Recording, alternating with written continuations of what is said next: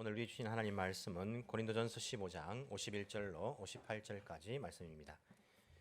고린도전서 15장 51절로 58절까지 말씀 제가 봉독해 드리겠습니다.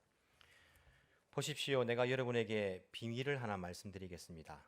우리가 다 잠들 것이 아니라 다 변화할 터인데 마지막 나팔이 울릴 때에 눈 깜짝할 사이에 호련히 그렇게 될 것입니다. 나팔 소리가 나면 죽은 사람은 썩어 없어지지 않을 몸으로 살아나고 우리는 변화할 것입니다. 썩을 몸이 썩지 않을 것을 입어야 하고 죽을 몸이 죽지 않을 것을 입어야 합니다. 썩을 이 몸이 썩지 않을 것을 입고 죽을 이 몸이 죽지 않을 것을 입을 그때에 이렇게 기록한 성경 말씀이 이루어질 것입니다. 죽음을 삼키고서 승리를 얻었다. 죽음아 너의 승리가 어디에 있느냐? 죽음아 너의 독침이 어디에 있느냐? 죽음의 독침은 죄요. 죄의 권세는 율법입니다. 그러나 우리 주 예수 그리스도를 통하여 우리에게 승리를 주시는 하나님께 우리는 감사를 드립니다. 그러므로 나의 사랑하는 형제자매 여러분, 굳게 서서 흔들리지 말고 주님의 일을 더욱 많이 하십시오. 여러분이 아는 대로 여러분의 수고가 주님 안에서 헛되지 않습니다. 아멘. 오늘은 우리 부활주일입니다. 예수님께서 부활하셨습니다. 그것이 우리에게 가장 큰 기쁨이 되고 가장 큰 소망이 되어야 됩니다. 물론 살다 보면 우리가 다른 기쁨들도 있을 수 있어요.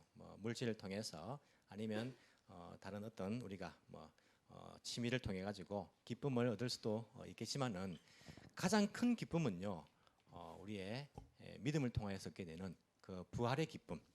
그리고 가장 큰 소망은요, 이 부활이 우리에게 가장 큰 소망이 되어야 합니다. 기독교를 바치고 있는 두 가지 기둥을 항상 말씀드리는데 그것이 무엇입니까? 한 가지는 십자가이고 한 가지는 부활입니다. 기독교는 십자가와 부활이라는 두 가지 기둥으로 세워져 있는 것들을 우리가 볼 수 있습니다. 다른 종교에는요, 이런 게 없습니다. 십자가가 부활 이런 게 어디 있습니까? 십자가가 있기 때문에 우리가 있는 것입니다. 십자가가 있기 때문에 우리가 죄 용서받고 영원한 생명을 소망하며 살아갈 수가 있게 됩니다. 예수님의 그 십자가가 없었다면요, 우리는 아무런 소망이 없는 사람인데 예수님의 십자가의 죽으심이 있었기 때문에 우리는 하나님과의 관계가 회복되고 또 저 천국을 소망하며 살아갈 수 있는 그러한 존재가 되었습니다. 그리고 예수님께서 십자가에 죽으셨다 그것으로 끝나버렸다면요, 우리의 소망도 거기에서 끝났을 것입니다. 하지만 죽음의 권세를 깨시고 다시 살아나셨다, 부활하셨다는 그 사실이요, 우리에게 어찌 보면요 가장 큰 소망으로 자리를 잡게 됩니다. 우리도 부활할 수 있다는 것입니다. 우리도 부활할 수 있다, 이런 이제 느낌을 갖는 것이죠. 십자가 부활은 우리가 설명을 하면 완벽하게 여러분들을 이해시킬 수는 없습니다. 그 원리에 대해서. 우리 성경이라는 것이 하나님께서 우리에게 보여주신 만큼만 우리가 알 수 있어요. 그게 이제 하나님 말씀 아닙니까? 성경 말씀인데 하나님께서 우리에게 이 말씀을 통해서 우리에게 이 부분만큼만 가르쳐 주셨습니다. 우리가 다른 것을 우리 지혜로 하나님의 그 지혜를 다 이해할 수는 없습니다. 그렇다 보니까 때로는 성경이 이게 정말 있을 수 있는 일인가? 아리에나이 이런 이제 생각이 들기도 하고, 앞부분과 뒷부분이 이게 모순되는 거 아닌가 그런 생각이 들 때도 있는데, 이것은 성경에 하나님의 지혜의 잘못이 있는 것이 아니라 우리의 지혜의 한계가 있다는 것을 우리가 알아야 됩니다. 예를 들어 가지고 아이들에게 소학교 5학년, 초등학교 5학년 아이에게 우리가 이제 스마트폰을 이제 우리가 많이 쓰는데 아이가 묻습니다. 이 스마트폰이 어떻게 해서 통화도 되고 인터넷도 되고 주문도 할 수 있고 어떻게 그게 가능해요? 아이들이 묻는 거예요. 그러면 이 스마트폰을 만든 사람이 온갖 전문 용어를 쓰면서 이렇게 말한다 하면 그 아이가 이해하겠습니까? 아이가 아니라 우리도 이해 못할 것 같아요. 이게 C 언어가 있고 어떤 부품이 들어가는데 그 메모리가 있는데 메모리가 어떻게 만들어지고 메모리는 어떻게 해가지고 기억이 되고 그게 어떻게 통신이 되고 이걸 하나하나 원리를 설명한다면 이해하지 못할 거예요. 그래서 아이들이 이해할 수 있도록 어떻게 여러 가지 부품들이 있는데 그 부품들을 만들어 가지고 카메라도 넣고 이런 부품들이 이게 조립이 돼 가지고 이 스마트폰이 돼 가지고 우리 사용할 수 있단다. 이 정도 설명해 주는 거예요, 이 정도. 그거 듣고는요, 이 원리를 알 수 없지만은 그래도 그 정도 듣고 그렇구나 하고 우리는 이해를 합니다. 하지만 아이가 자라 가지고 전문가가 되면 훨씬 더 많은 원리들을 깨달을 수 있을 거예요. 마찬가지로 하나님의 그 말씀이라는 것이, 하나님의 뜻이라는 것이 우리가 100%다 알 수는 없습니다. 이 세상의 원리가 사람 이 몸도 마찬가지 아닙니까? 지구, 우주 이런 원리들이 이 기계보다 훨씬 복잡하잖아요. 그런데 그런데 하나님께서 하나님의 지혜로 어떻게 이 세상이 움직이고 하나님의 섭리가 어떤 것인지, 그리고 어떻게 구원이 이루어지고 어떻게 부활이 이루어지는 모든 것들을 다 말한다면요, 우리가 다 이해할 수 있을까요? 이해 못합니다. 우리의 지혜로는요. 하나님께서 우리가 이해할 만한 그 언어로서요, 이해할 만한 부분들을 우리에게 가르쳐 주신 것이 성경 말씀이에요. 우리가 완벽하게 알 수는 없지만 어렴풋이 알 수 있어요. 하지만 나중에 부활하게 되면 우리는 얼굴과 얼굴을 맞대고 보듯이 그렇게 알게 될 것이라고 말씀하신 것들을 우리가 기억하면서 그날들을 소망하면서 살아갈 수밖에 없다고 생각합니다. 그래서 십자가와 부활도요, 깊이 있게 생각해 보면 정말 어려운 문제들이 많이 있어요. 우리가 인간의 지혜로 이해할 수 없는 부분들이 많이 있거든요. 사람들은 그것을 뭐 자기 지혜로 이해할 수 없으니까 모순이다 이렇게 말하는데, 모순이 아니라 우리가 지혜가 부족한 한계가 있다는 것, 그래서 우리가 이제 알아야 합니다. 십자가도 마찬가지고 이 부활도 마찬가지예요. 하지만 우리가 조금 알 수 있는 것은요, 간단하게 설명하면 하나님의 약속이라는 것이 이제 성경에 기록되어 있는 것입니다. 하나님의 약속은요, 크게 두 가지로 나누죠. 한 가지가 무엇입니까? 하나님의 옛날 약속, 그것을 뭐라 하죠?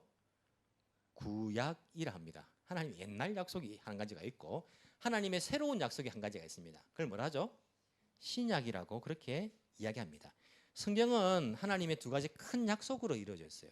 옛날 약속과 새로운 약속입니다.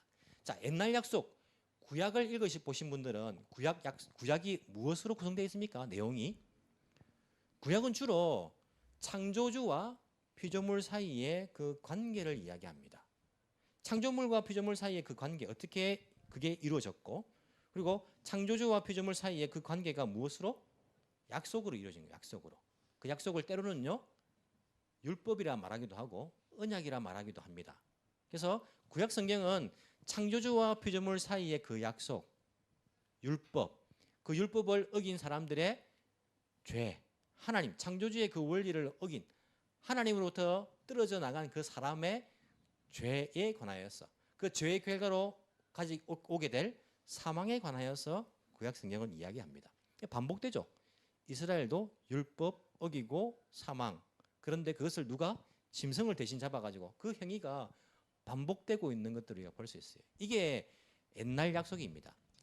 피조물은 창조주의 말씀, 약속, 언약, 율법을 순종하며 살아야 되는데 그것을 지키지 못하여 가지고 못한 것을 죄라 하고 그 죄가 사망에 이르게 되었다라는 것이 구약에서 반복되고 있는 것들을 우리가 볼 수 있죠. 여기에 비해 가지고 새로운 약속은 무엇입니까? 하나님께서 새로운 약속을 주셨는데 예수 그리스도, 그분이 옛날 약속을 다 성취하신 분으로서 이분이야말로 우리의 소망이 되시다는 거예요. 예수 그리스도가 자기가 직접 구약의 그 옛날 약속을 이루신, 자기 몸으로 이루신, 그 십자가에서 이루신 그 희생으로서 우리가 이분을 의지하면, 이 예수 그리스도를 믿으면 우리가 구원받을 수 있고 죄 용서받을 수 있고 영원한 생명에 이르게 된다는 그 약속이 새로운 약속, 예수님을 통한 약속입니다.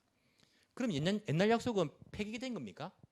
새로운 약속 때문에 폐기된 겁니까? 그렇지 않습니다. 옛날 약속도 유효합니다. 폐기됐으면 우리가 읽을 필요가 없죠. 유효합니다. 근데 그 약속을 누가? 예수님이 성취하셨다는 겁니다. 사람은요, 약속하면 새로운 약속이 옛날 약속을 폐기하죠. 사람은 내일 7시에 만나 했는데 다음에 7시 말고 9시에 만나 하면 7시 약속이 아니고 9시 약속이 되는 거예요. 사람은요. 그렇게 하지만은 성경에 나와 있는 이 하나님의 약속은 폐기될 수 없습니다. 왜 그렇습니까? 하나님의 약속이 폐기되면 모든 약속이 믿을 수가 없는 거예요. 그렇기 때문에 하나님의 약속은요, 반드시 이루어져야 됩니다. 반드시 이루어집니다. 이게 이제 구약 성경을 보시면 왕이 하는 행위도 똑같은 거예요. 에스더서를 보면 왕이 어떤 약속을 내립니까? 명령을 내립니까? 율법을 내립니까? 유대인들 한날 한시에 다 죽일 수 있다라는 그러한 명령을 왕의 도장을 찍어서 내립니다. 근데 나중에 보니까 그게 잘못됐다는 것을 알죠? 그 약속을 폐기합니까?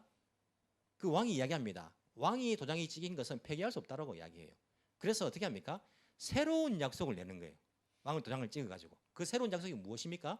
그날 유대인들은 자기 방어를 할 수 있고 자기를 죽이려 한 사람들을 공격할 수 있다라는, 자기를 구원하기 위해서 그 약속이 새로 주어지는 겁니다. 그럼 옛날 약속이 폐기된 겁니까? 있는데 새로운 약속이, 그 약속을 뛰어넘는 새로운 약속이 주어진 거예요. 하나님 약속도 마찬가지입니다. 하나님 약속은요 다 이루어지는 거예요.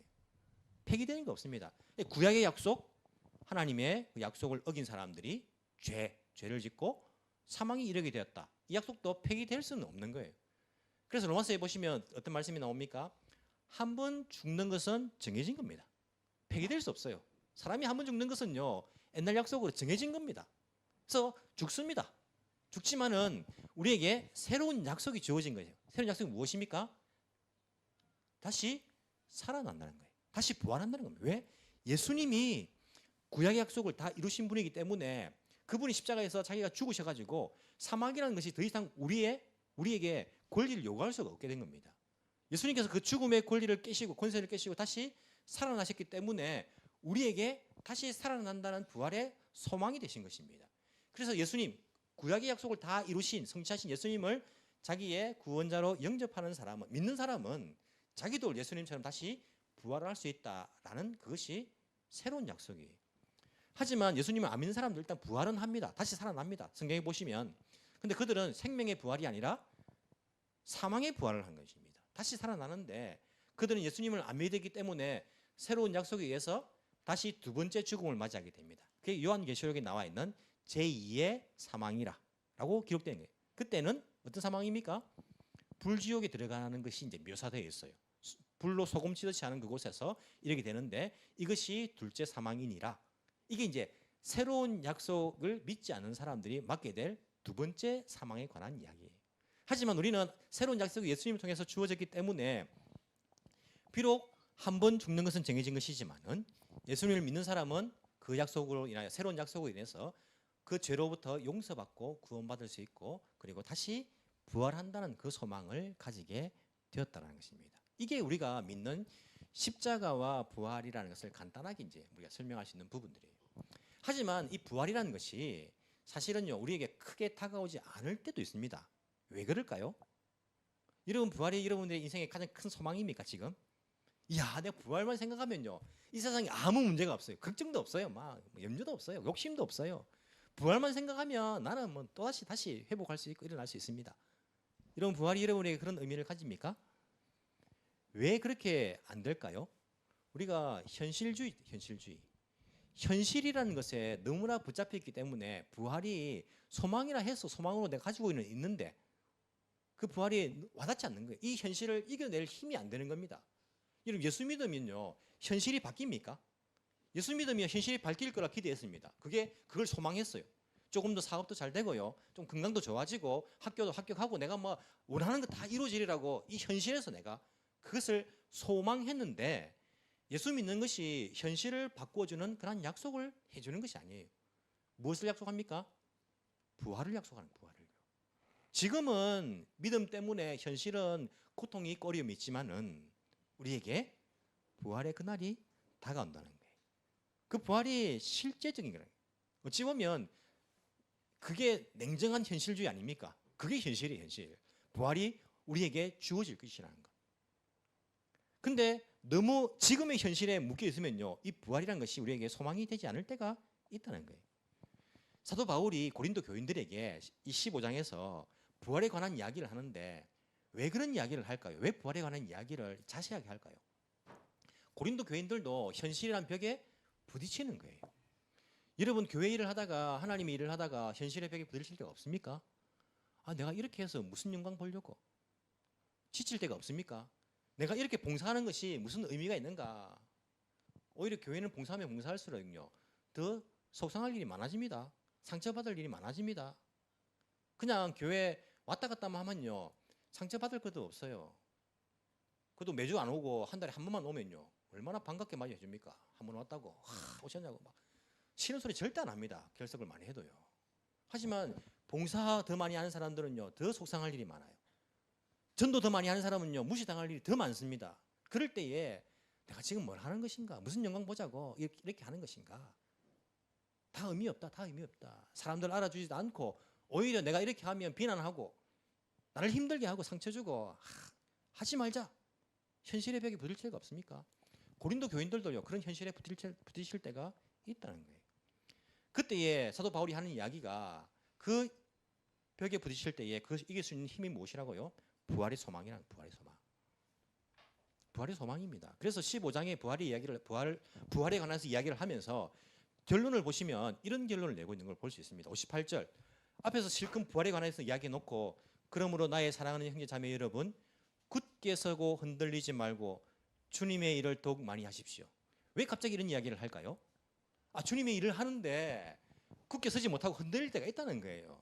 힘들 때가 있다는 겁니다. 우리 신앙생활 할 때에 우리가 이 땅에서 고통받고 고난당할 때에 이 신앙이 흔들릴 때가 있다는 거예요. 특히 주님의 일을 많이 하면 더 흔들릴 때가 있다는 것입니다. 그때에 이 부활이 우리 소망이에요. 여러분이 아는 대로 여러분의 수고가 주님 안에서 헛되지 않습니다. 주님 안에서 헛되지 않는 거예요. 왜 그렇습니까? 우리에게 부활의 날이 있기 때문에. 여러분들이 지금 하고 있는 신앙생활들, 여러분이 하고 있는 그런 봉사생활들 절대로 무의미한 일이 아닙니다. 헛되지 않습니다. 제 말이 아니라 성경의 말씀입니다. 왜 그렇습니까? 언젠가 그 날이 오기 때문에, 그 부활의 날이 오기 때문에. 그 날에는요 어떻게 이야기합니까? 우리가 영혼이 일단 하늘에 가는데 이제 육신은 땅에 묻히지만은 이 육신이 변화된 육신이 이제 영혼과 합하여져서 영원한 이제 우리가 생명을 누리게 될 것이죠. 그 이야기를 하는데 읽지는 않았지만은 41절부터 보시면요 해의 영광이 다르고 달의 영광이 다르고 별들의 영광이 다르며 별마다 영광이 다 다르다는 이야기를 합니다. 이 부활의 몸이에요.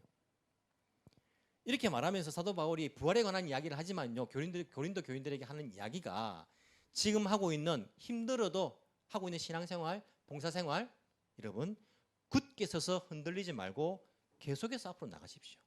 왜냐하면 여러분들이 하는 그 일은 주 안에서 헛되지 않기 때문입니다. 주 안에서 부활의 소망이 있기 때문입니다. 헬라 성경을 보시면요 58절 제일 마지막 단어가 주 안에습니다. 헛되지 않습니다. 주 안에서. 이게 세상적으로 보면요 헛될지 모르지만은요 주님 안에서는요 결코 헛되지 않을 것입니다. 부활의 그날 그 영광들 하나님께서 우리에게 상으로 주실 것이기 때문에 그날이 올 것이기 때문에 흔들리지 말라는 이야기를 하고 있는 것이에요. 우리가 부활은 아니지만은요 부활과 비슷한 것을 경험하였습니다. 그게 뭘까요? 거듭남. 우리가 십자가에서 다시 한번 태어나는 것들을 경험한 사람들입니다. 우리는 세상에 대해서 죽고 하나님 나라에 대해서 하나님에 대해서 다시 산 사람들입니다.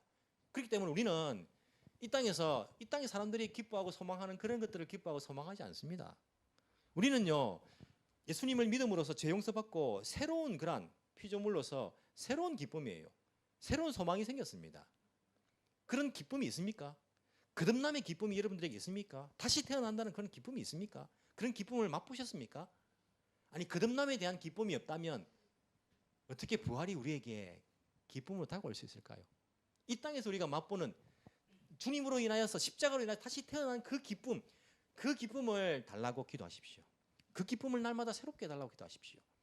거듭남의 기쁨을 가지고 이 땅의 것을 소망하는 것이 아니라 정말 부활을 소망하면서 우리가 더 큰 기쁨을 소망하면서 살아갈 수 있는 그러한 믿음의 사람들이 될 수 있을 것입니다.